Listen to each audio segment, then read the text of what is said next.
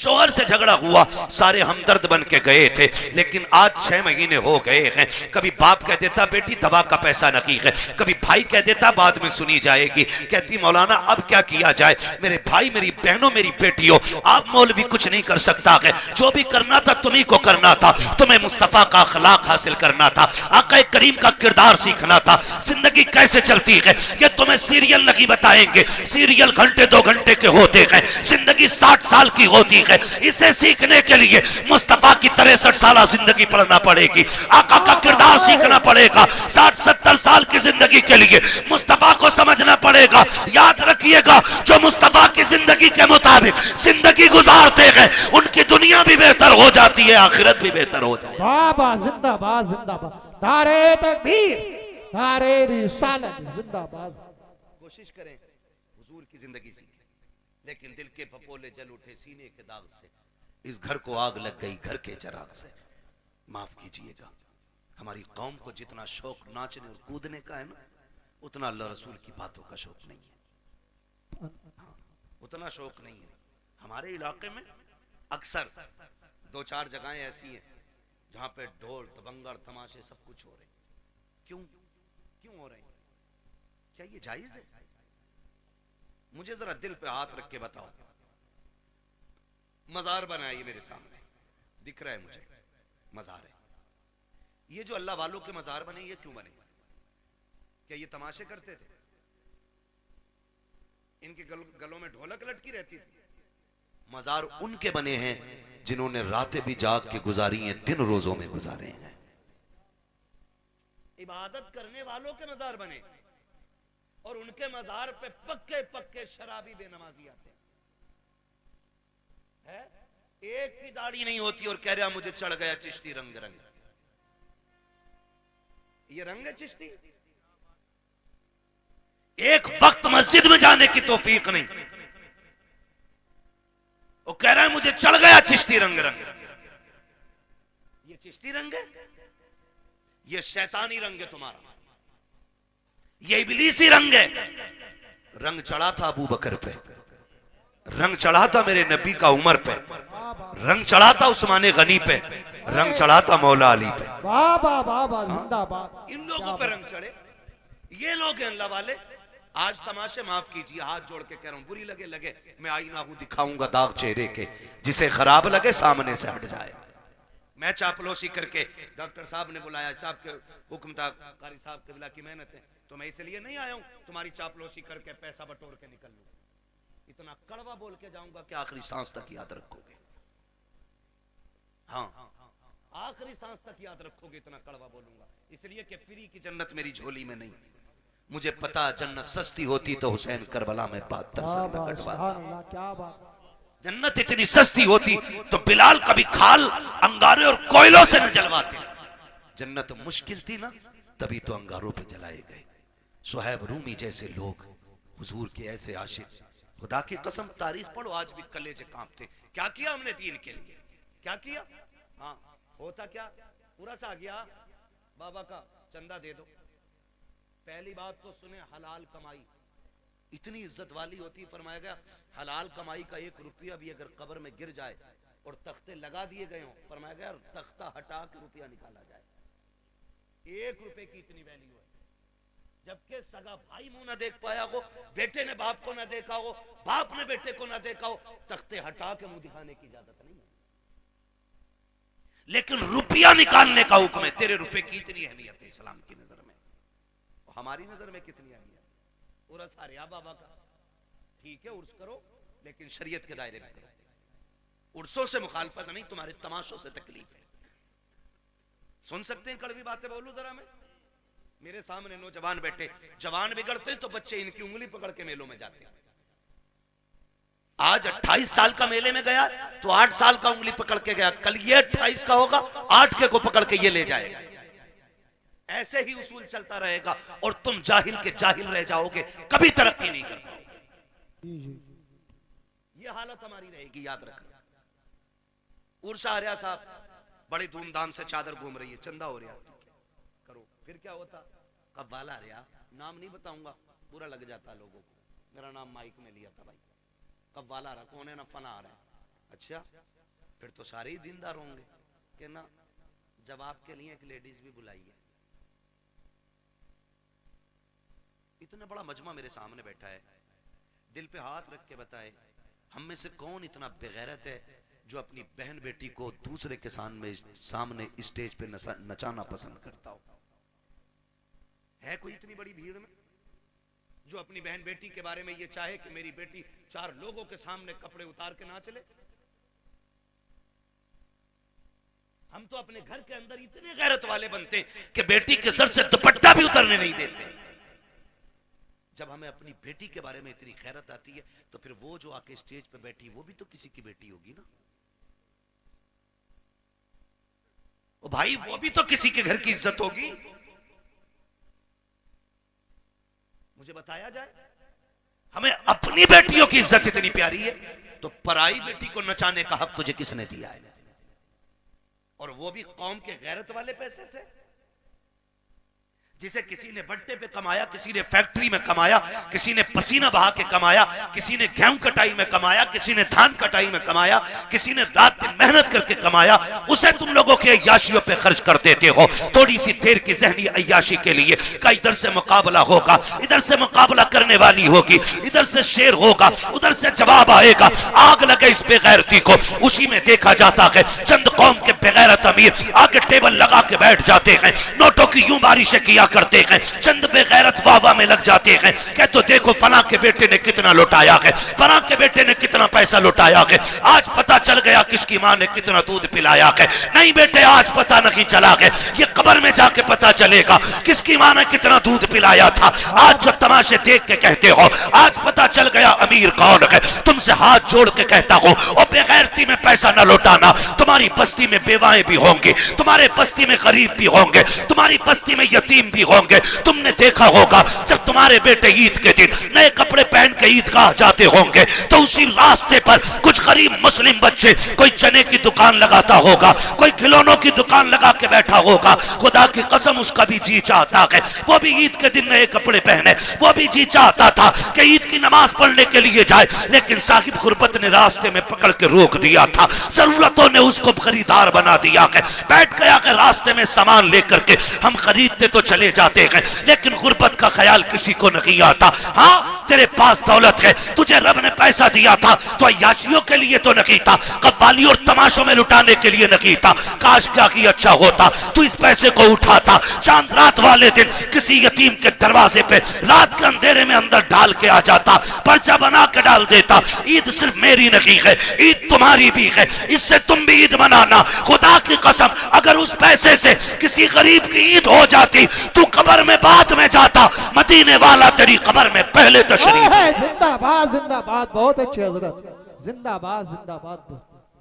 जो करने के काम थे वो किए ही नहीं, और जो ना करने के थे डूब गए जा करके। हुए नाम बर बेनिशां कैसे कैसे, जमीन खा गई आसमां कैसे कैसे। अल्लाह ने तुम्हें दौलत दी है ना, खर्च करने से कौन रोकता है? लगाओ, लेकिन वहां जहां लगाने की जगह, जहां खर्च करने की जगह हमारे कमाई मेहनत की है तो हम क्यों हराम काम में लगाएं जिसका नतीजा कुछ ना हो। यार, मैंने किसी किसान को ढेला के धार में आज तक गेहूं बखेरते हुए नहीं देखा। क्यों नहीं बखेरता भाई? इसलिए कि इसमें बखेरूंगा तो मिलेगा क्या? सारे ही बह जाएगा। एक पक्की जमीन में 6 बार हल चला के दाना डालता है, सिर्फ इस उम्मीद पे कि इससे गेहूं उग के आएगा, एक के बदले में 7 बालें मिलेंगी, हर बाल में 70 दाने मिलेंगे। हम किसान से ताल्लुक रखने वाले लोग तो हम तो दाना भी बेकार जगह नहीं डालते। जब दाना बेकार जगह नहीं डालते तो आप पैसा बेकार जगह कैसे डाल सकते हैं? पैसा बेकार जगह कैसे डाल सकते हैं? अल्लाह ने दौलत दी है ना, तो तालीम पे लगाओ, इल्म पे लगाओ, कुरान वालों पे लगाओ। आप पैसे वाले किसी गरीब की तालीम में मदद करें। हम सबसे फिड्डी कौम है तालीमी एतबार से, पूरे मुल्क में सबसे निचले तबके में हम इस वक्त तालीमी एतबार से गवार हैं। हम लोग इतने गवार, डॉक्टर साहब, अक्सर निकलना होता है, हम लोग तो रातों के मुसाफिर, और अक्सर कहते हैं उजाले अपनी यादों के हमारे साथ रहने दो, न जाने किस गली में जिंदगी की शाम हो जाए। है ना, जिंदगी मौत, मौत बहुत तेजी से हमारी तरफ बढ़ रही है, बहुत तेजी से। वो बहुत दूर नहीं है, बहुत तेजी से। बस इशारे की देर है, बस यूं ही पकड़ लिए जाओगे, हिलने का मौका नहीं मिलेगा। कई बार डॉक्टर साहब इस बात का जिक्र करते, मुझसे कहने लगे मुफ्ती साहब मैंने देखा, कई बार लगता है डॉक्टरों को कि यार ये क्या 2 खुराक में ठीक हो जाएगा, लेकिन वो मर जाता है। वो कई बार ऐसे मरीज हमारे पास आते हैं कि लोग कह देते हैं बचेगा नहीं, लेकिन फिर भी बच जाता। कहते हैं तब पता चलता है जिंदगी देने वाला भी अल्लाह है और मौत देने वाला भी अल्लाह है। सारी चीज का मालिक अल्लाह है। मेरे अजीज, मैं आपसे बात अर्ज कर रहा हूं, जब कभी रातों में गुजरना होता है ना, तो जिस कौम के अंदर, जिस बस्ती के अंदर 9 बजे सारे सो जाते हैं तो हम समझ जाते हैं यहाँ मुसलमान नहीं है, और जहां 12 बजे तक चौक में लोग बैठ के मोबाइल चलाते हैं हम समझ जाते हैं यहाँ मुसलमान रहते हैं। क्योंकि वक्त की सबसे बड़ी बर्बादी अगर कोई कौम कर रही है तो वो मुसलमान कर रहा है। हमें अपने वक्त की कीमत मालूम नहीं, हमें अपने वक्त की कदर मालूम नहीं। नौजवानों, वक्त की कदर करो, वक्त को गनीमत जानो। कल ये चला जाएगा ना, एड़ियां रगड़ के मर जाएंगे, एक सांस कोई उधार नहीं देगा। सिकंदर नाम सुना होगा, एक बादशाह गुजरा, नाम सुना ना सिकंदर का, बड़े बादशाहों में नाम आता सिकंदर का। सिकंदर अपनी मुहिम पर था और रास्ते में, सफर में उसे सांप ने काट लिया। जब सांप ने उसे काटा ना, तो उसकी फौज में तबीब थे, बड़े बड़े हकीम थे, सारे इलाज में लग गए। कुछ दिन उसको दवाइयां दी, आखिरकार उनको कहना पड़ गया बादशाह अब इलाज बस से बाहर है, मौत करीब आ गई है। उसने कहा क्या मैं गरीबुल वतन मर जाऊंगा? क्या मुझे अपने मुल्क की मिट्टी नसीब नहीं होगी? कहा नहीं, जहर इतना फैल गया है कि अब बचने के चांसेस नहीं। उसने कहा मेरे पास दौलत तो बहुत है, एक काम करो मेरी आधी दौलत ले लो और किसी से इतनी सांसें मुझे उधार दिलवा दो कि मैं अपने वतन में जाके मर सकूं। इतनी सांसें उधार दिलवा दो कि मैं अपने मुल्क में जाके मर सकूं। हंसे हकीम, कहने लगे डॉक्टर ऐसा कभी नहीं हो सकता। कहा क्यों? कि इसलिए नहीं हो सकता क्योंकि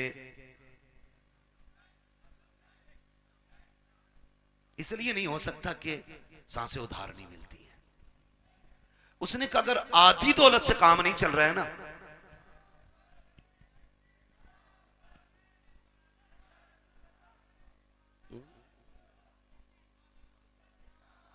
अगर आधी सांसों से भी, उसने कहा अगर आधी दौलत से काम नहीं चल रहा है ना, तो कहा फिर ऐसा करो मेरी पूरी दौलत उठा लो। तवज्जो है सारे लोगों की? तवज्जो करें जरा, मेरी तरफ देखें।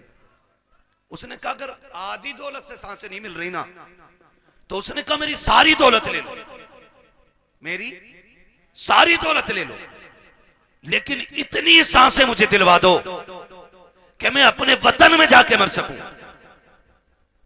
भाई शांति से आके बैठ जाओ। उसने कहा इतनी सांसें मुझे दिलवा दो कि मैं अपने वतन में जाके मर सकूं। तो उसने कहा बादशाह पूरी दौलत लेकर भी तुझे एक सांस कोई उधार नहीं दे सकता। उसने कहा फिर सुनो, अगर मेरी दौलत किसी काम की नहीं है ना, तो फिर एक काम करना, मैं मर जाऊं ना तो मेरे हाथ कफन के बाहर निकाल देना। क्या करना है? कफन के, बोले कफन के, मैं मर जाऊं तो मेरे हाथ कफन के बाहर निकाल जान देना। क्यों सिकंदर? उसने कहा ताकि जमाने को पता चल जाए दौलत पे भरोसा ना करना। ये सिकंदर के काम ना आ सकी तो तुम्हारे क्या काम आ सकती है। और ये भी निकाल के बता देना कि मैं वो बेवकूफ बंदा हूं जिसने सब कुछ दौलत को समझा था, लेकिन जब आया था तब भी हाथ खाली थे और जा रहा हूं तब भी हाथ खाली है।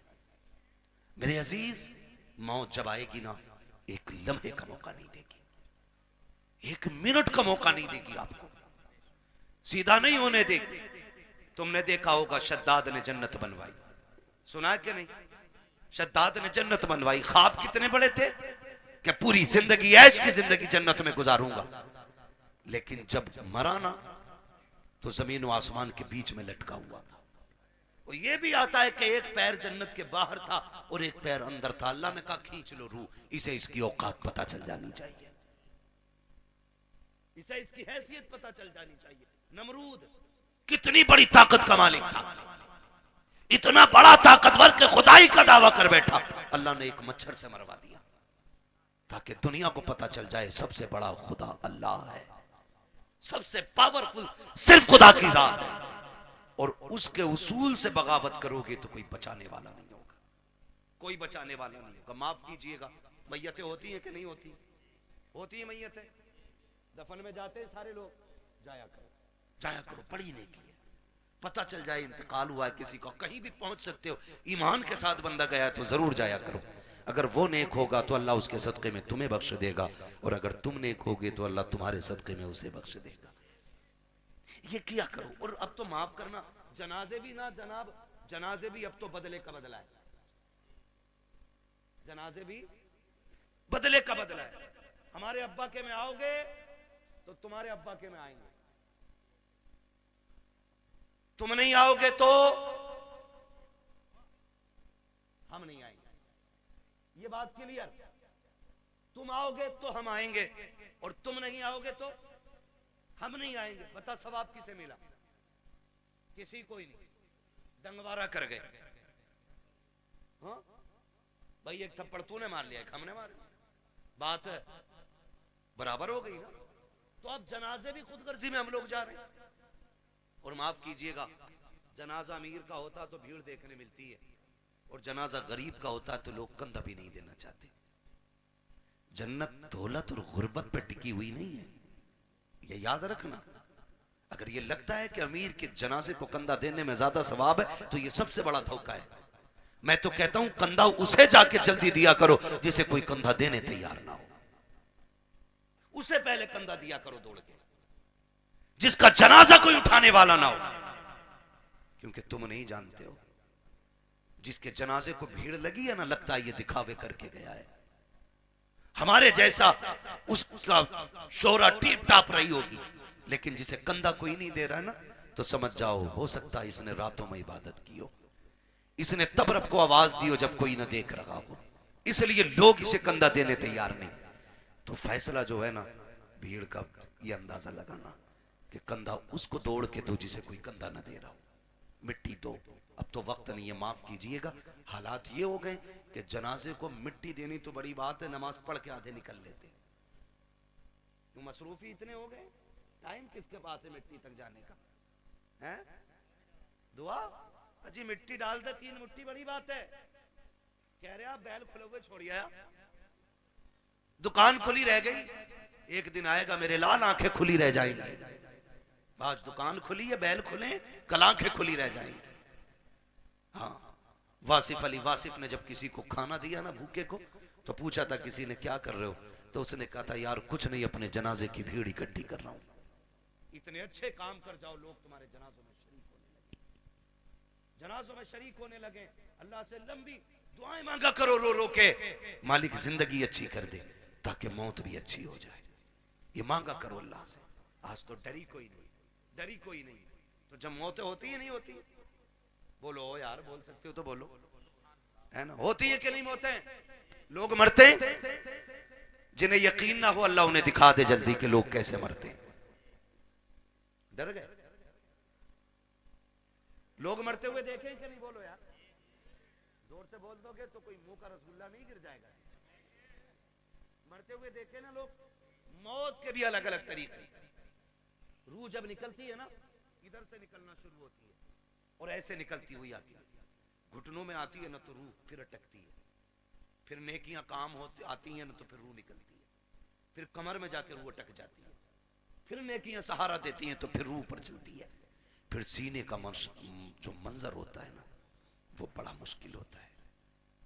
जब सीने में रूह अटकती है ना आकर के, तब इंसान को याद आता है कितने पाप किए थे और कितनी नेकियां की थी। तब एक एक करके नेकी याद आती है, एक एक करके गुनाह याद आता है, फिर सोचता है काश कुछ ऐसा कर लेता कि जो कब्र के उजाले का भी इंतजाम हो जाता। लेकिन फिर सोचने से कोई नतीजा नहीं, फिर कोई फायदा नहीं, फिर हजार सर मारो दीवारों में कुछ नहीं होता। हमने ऐसे भी देखे कि गले तक जब मौत आ जाती है ना, सिर्फ जबान करवटें बदलती है, जबान जो ये चल जाती है ना तड़ से, किसी पे भी चल जाती है ना एकदम से, जो एकदम से मिनट नहीं लगते, सेकंड नहीं लगते, ताड़ से ऐसा जुमला निकलता मुंह से कि सामने वाले के कलेजे के पार हो जाया करता है। तीर के दिए हुए जख्म भर जाते हैं यार, ज़बान के दिए हुए जख्म नहीं भरा करते हैं। जब बेटा अपने बाप से कहता है ना तेरी औकात क्या, तूने क्या किया था, तूने तो हमें सिर्फ बड़ा कर दिया, ये जो संपत्ति है ना ये मेरी मेहनत की है, तो याद रखना ये जुमले बाप के कलेजे चीर देते हैं, ये जुमले माँ के कलेजे के टुकड़े टुकड़े कर देते हैं। ये जबान जो आसानी से चल गई थी ना बहनों से कि भीख लेने आ जाया करती है, तेरा है क्या इस जायदाद में, कभी ये ताने न दिया करो, इसे संभाल के रखा करो। अगर ये गलत चल जाती है इंसान को दोज़ख में पहुंचा देती है, अगर ये सलामती से चलती है तो बंदे को जन्नत तक पहुंचा दिया कर। नारे तकबीर, नारे रिसालत। मैं बस मैं चंद बातें कर ले रहा हूँ। खुदारा जबान सही करें, अपनी जबान सही करें, इसे संभाल के बोला करें, जबान संभाल के बोला करें, तड़ से किसी को गाली ना दे, ऐसा जुमला ना बोले कि किसी के कलेजे के पार हो जाए। वरना याद रख, ये कब्र पे खड़े होकर जो बेटा कहता है ना बाद में मेरे अब्बा को किसी को मेरे अब्बा से तकलीफ पहुंची हो तो माफी मैं मांग रहा हूं, आज इसकी माफी से कुछ नहीं होना है, कुछ नहीं होना। मेरे अब्बा पे किसी का कुछ हो तो ले लेना। ये वो बेटा कह रहा है जो बाप की कब्जा की हुई आधा बीघा जमीन पे एक्स्ट्रा खुद भी हल चला रहा, खाली कब्र पे होकर खड़े होकर सफाई दे रहा, सफाई। अगर इसके मन में देने की होती ना, पहले वो वाली बांट के आता जो अब्बा ने हराम की छीनी थी। अब्बा ने सगे भाई की 5 भी से फालतू जोत रखी है और बेटे को पता ये कब्जा किया हमने, पहले वो निकाल के दे जो अब्बा ने हराम की ली थी। बेटे से कहो वाली देखे ना ये तो अब्बा ही हिसाब देंगे, तो कब्र पे खड़े होके अच्छा ना बना। अब सांस बंद हो गई, रजिस्टर बंद, अब तो कब्र जाने और कब्र वाला जाने।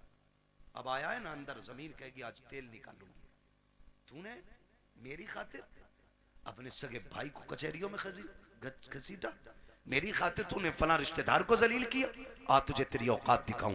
जब रगड़ेगी ना तो सुरमा बना देगी, सुरमा, कोई बचाने वाला नहीं होगा। तुम तो इस खुशी में बेखुशी में ये भूले बैठे हो के तीजा हो गया है बंदा जन्नत में पहुंच गया होगा, 40वां हो गया जन्नत में पहुंच गया। हुकूकुल इबाद का मामला इतना सख्त है मेरे अजीज, तुम एक नहीं सैकड़ों नहीं हजारों तीजे 40वें करा लो, अगर किसी भाई का हक लेके जा रहे हो अल्लाह उस वक्त तक जन्नत नहीं देगा जब तक एक भाई का तुमसे हिसाब बराबर नहीं करा।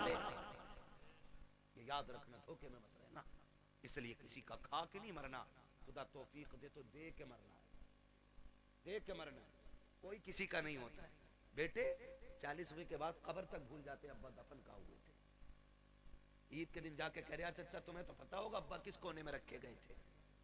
ये पूछ रही है औलाद आज की, ये पूछ रही है आज के दौर में अगर कब्रों को निशान भूल गए हम, तो क्या लगता आने वाली नस्लों को हमारी कब्रें याद रहेंगे? उन्हें तो कब्रिस्तान तक याद नहीं रहेंगे हैं किधर। इसलिए खुदारा आखिरत की तैयारी खुद से करें, अपने आप से करें, अपने पीछे कुरान पढ़ने वाले छोड़ दें, अपने पीछे कुरान पढ़ने वाले छोड़ दें। हम तो कह देते हैं कोई बात नहीं, मेरा इंतकाल हो मेरे बच्चे कहेंगे मदरसे से बच्चे भेज दिए, ठीक है, बरकत वाली जमात है, नेक जमात। लेकिन ये बात बताओ, पढ़ने में खुलूस इनके उतना ही होगा जितना बेटे के पढ़ने में खुलूस होगा? हो सकता है? कभी नहीं होगा ना, क्योंकि बाप का दर्द बेटे को ज्यादा है, बेटे का दर्द बाप को ज्यादा है। हमें तो बुलाओगे रस्मन पढ़ के चले जाएंगे, लेकिन असल दर्द बेटे को होता है। मैं तो कहता हूं एक बेटा कम से कम हाफिज जरूर बनाना, एक बेटा जरूर बनाना। अगर बना ना सके हो ना तो कोई पढ़ रहा हो तो पढ़ने में उसकी मदद करना। कोई कुरान हाफिज हो रहा है ना तो उसके हिफ्ज में मदद करें। आपका बेटे बड़े हो गए, आप नहीं पढ़ पाए, आपके बेटे नहीं पढ़ पाए, तो जो पढ़ने आप उनकी मदद करें। जानते हो क्यों? क्योंकि जहां भी ये पढ़ने वाला कुरान पढ़ेगा अल्लाह एक एक हर्फ के बदले में 10-10 नेकियां तेरी कब्र में भी नाजिल फरमाता रहेगा। इतना बड़ा इंतजाम, इतना बड़ा इंतजाम। तो मैं अर्ज करूंगा खुदारा पढ़ने वालों से भी और पढ़ाने वालों से भी आपसे गुजारिश है, जब आपके बच्चे हाफिज हो जाए ना तो फिर उनसे कह देना हमने तुझे कुरान के लिए छोड़ रखा है। इस्लामिक नातो बयान सुनने के लिए हमारे YouTube channel Hashim cyber world को सब्सक्राइब करें।